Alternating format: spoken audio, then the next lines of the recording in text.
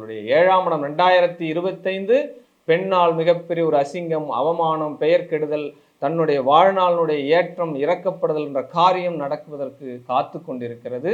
ரொம்ப ரொம்ப ஜாக்கிரதையாக இருங்க அப்படின்ற ஒரு விஷயத்தை சொல்லப்படும். ஒரு நீண்ட நாள் நண்பன் மிகப்பெரிய ஒரு துரோகியாக மாறுவான். இந்த மேஷ ராசிக்கு 2025 எங்கெங்கெல்லாம் நீங்கள் பாதுகாக்கப்படணும்.